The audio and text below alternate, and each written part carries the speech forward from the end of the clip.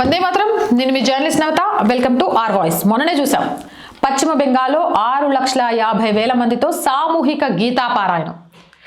పశ్చిమ బెంగాల్ ఒక్కొక్కప్పుడు కొన్ని సిచ్యువేషన్స్లో మనం విన్నప్పుడు ఇది బంగ్లాదేశ్లా మారిపోయిందా, అమ్మో హిందువుల మన కూడా సాధ్యమవుతుందా అని అనుకుంటున్న టైంలో అంతమంది గీతాపారాయణం చేయడంతో అబ్బా హిందువుల్లో చేంజ్ వచ్చింది రాబాయ్, ధర్మం కోసం నిలబడుతున్నారు. పశ్చిమ బెంగాల్లో ఇంత పెద్ద ఎత్తున గీతాపారాయణం చేసిందంటే ఇది ఒక వండరే అనుకున్నాం. కానీ అంతకు మించిన వండర్ జరగబోతుందట. పశ్చిమ బెంగాల్లో అయోధ్య తరహాలో భారీ రామాలయం రాబోతోందట. ఈ పోస్టర్లు, దీనికి సంబంధించిన పోస్టర్స్ అక్కడ వెలిసాయట. ఇప్పటికే పశ్చిమ బెంగాల్లో ఆలయం మసీదు అంశంపై రాజకీయ పోరాటం తీవ్ర దుమారం రేగుతుండడంతో మీ అందరికీ తెలిసిందే కదా, బాబ్రీ కట్టడం కూల్ చేసిన రోజున పశ్చిమ బెంగాల్లో బాబ్రీ మసీదుగా కడతా అని ఒక టీఎంసీ ఎమ్మెల్యే దాష్టికం చేయడం, ఆయన సస్పెండ్ చేయడం, 2 లక్షల మంది ఇటుకలు మోసుకొని పోవడం, ఇవన్నీ చూసినాం. అది జరిగిన 24 గంటల్లోనే అక్కడ హిందువులంతా ఏకమై 6.5 లక్షల మందితో గీతాపారాయణం చేసిండ్రు. ఇలాంటి సమయంలో అక్కడ అసెంబ్లీ ఎన్నికల ముందు అయోధ్య తరహాలో ఆలయం పశ్చిమ బెంగాల్లో రామాలయం రాబోతుంది అంటూ పోస్టర్లు వస్తున్నాయి. ఇది సర్వత్రా ఉత్కంఠ రేపుతోంది. కోల్కతాలోని సాల్ట్ లేక్లోని అనేక ప్రాంతాలలో అయోధ్య తరహాలో భారీ రామాలయ సముదాయాన్ని నిర్మిస్తామని హామీ ఇచ్చే పోస్టర్లు కనిపిస్తున్నాయి. ఈ పోస్టర్లు పాఠశాలలు, ఆసుపత్రులు, వృద్ధాశ్రమాలు, అనేక సామాజిక సౌకర్యాలకు హామీ ఇస్తున్నాయి. స్థానిక బీజేపీ నాయకుడు సంజయ్ పోయిరా పేరుతో ఈ పోస్టర్లు కనిపిస్తున్నాయి. బీదర్ నగర్లోని సిటీ సెంటర్, కరుణామొయి, ఇతర ప్రముఖ ప్రాంతాలలో అయోధ్యలోని రామాలయాన్ని పోలిన రామాలయాన్ని దాదాపు 4 బిగాల భూమిలో నిర్మిస్తామని ఈ పోస్టర్ల సారాంశం. అందుకోసం ఆలయ నిర్మాణం కోసం ప్రతికాత్మకంగా ₹1 విరాళం ఇవ్వాలని కూడా ప్రజల్ని విజ్ఞప్తి చేశారు. సస్పెండ్ చేయబడిన తృణమూల్ ఎమ్మెల్యే హుమాయూన్ కబీర్ ముర్షాబాద్లోని రేజీనగర్లో బాబ్రీ మసీదు నమూనా ఆధారంగా మసీదుకు పునాది వేసిన కొద్ది రోజులకే ఈ పరిణామం జరిగింది. 1992 సంఘటన వార్షికోత్సవమైన డిసెంబర్ 6న అపూర్వమైన భద్రత మధ్య ఈ కార్యక్రమం కూడా జరిగింది. అదే రోజున బీజేపీ నాయకులు ముర్షిదాబాద్లోని బంజాటియాలో రామాలయ నిర్మాణాన్ని కూడా ప్రారంభించారు. వచ్చే ఏడాది మార్చి 26న రామనవమి రోజున భూమి పూజ జరిపే ఆలోచన. సాల్ట్ లేక్ లో కనిపిస్తున్న పోస్టర్లు ఎన్నికల వాతావరణంలో ఒక ముఖ్యమైన సంకేత సందేశంగా కనిపిస్తున్నాయి. సంజయ్ పోయిరా దీనిని ఒక సామాజిక ఆధ్యాత్మిక ఉద్యమంగా అభివర్ణించారు. రామరాజ్యంలో రామాలయం ఉండాలని ఆయన అన్నారు.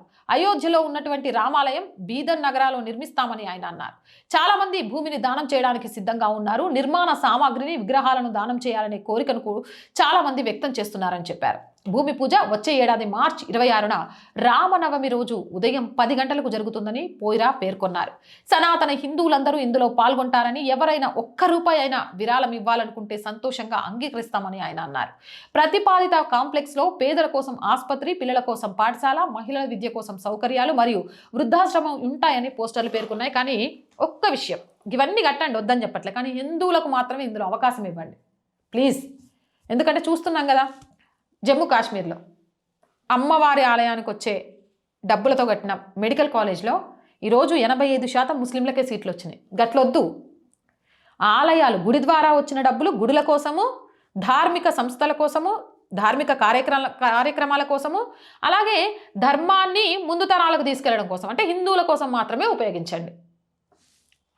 ఇది వారి రామరాజ్య నమూనా అని నిర్వాహకులు చెబుతున్నారు. ఇది భక్తితో పాటు సేవను నొక్కి చెబుతోంది. బిదర్ నగర్ మున్సిపల్ కార్పొరేషన్ పోస్టర్లపై ఇంకా వ్యాఖ్యానించలేదు మరియు ఇంత పెద్ద నిర్మాణానికి అధికారిక దరఖాస్తు సమర్పించబడిందా లేదా అనేది అస్పష్టంగా ఉంది. ముఖ్యంగా కఠినమైన భూ వినియోగ నిబంధనలు ఉన్న పట్టణంలో ఇలాంటిది అనేది పెద్ద ఆశ్చర్యాన్ని కలిగిస్తుంది. ఏదేమైనా పశ్చిమ బెంగాల్లో రామరాజ్య స్థాపన కోసం రాములోరి ఆలయ ప్రతిష్టన శ్రీరామనవమి రోజు జరగబోతోంది. జై శ్రీరామ్. మరి మీరేమంటారు? మీ అభిప్రాయం ఏంటి? కామెంట్ సెక్షన్లో పెట్టండి. మోర్ వీడియోస్ కోసం ఛానల్ వెంటనే సబ్స్క్రైబ్ చేయండి. ప్రతిరోజు చెప్తుందండి యాజ్ యూజువల్గా ఆర్ వాయిస్ పొలిటికల్, రెండు మన ఛానల్సే. So please subscribe our channels. మీరు చేసే సబ్స్క్రిప్షన్స్ ఈ ఛానల్కి కొండంత బలాన్ని ఇస్తాయి. ఇంకా కొత్త వీడియోలను ఎలాంటి భయం లేకుండా మీ ముందుకు తీసుకురావడానికి కావాల్సిన ధైర్యాన్ని ఇస్తాయి. సో ప్లీజ్ సబ్స్క్రైబ్ చేయండి. అలాగే ప్రతి వీడియోని లైక్ చేసి షేర్ చేయండి. ఆర్థికంగా ఆర్ వాయిస్కి చేయూతనివ్వండి. మీరు మాత్రమే, మీ అండ మాత్రమే ఈరోజు ఈ ఛానల్ని నడిపిస్తోంది. మీరు లేకుంటే నిజంగా జర్నలిస్ట్ నవత ఒక విజయవంతమైన కథ ఉండేది కాదు. ఓ ఆడపిల్ల దేన్నైనా సాధించగలదని ఒక నమ్మకం వచ్చేది కాదు. మేము మా వంతుగా ప్రయత్నం చేస్తున్నాం బ్రేక్ ఈవెన్కి చేరుకోవడానికి. అప్పటి వరకు మాత్రం మీ బిడ్డగా నన్ను ముందుకు తీసుకువెళ్లాల్సిన బాధ్యత మీ మీదే ఉంది. ఆర్థికంగా సపోర్ట్ చేయాలంటే సబ్స్క్రిప్షన్ పక్కనే జాయిన్ అనే బటన్ ఉంది. 1 to 5 లెవెల్స్ ఉన్న ఏదో ఒక లెవెల్లో సపోర్ట్ చేయండి. లేదా స్క్రీన్ మీద గూగుల్ పే, ఫోన్పేతో పాటు అకౌంట్ డీటెయిల్స్ ఉన్నాయి. మీకు తోచిన సహాయాన్ని అందించండి. వ్యాపార ప్రకటనల కోసం 8328 500 576 నెంబర్ని సంప్రదించండి. జై హింద్, జై భారత్.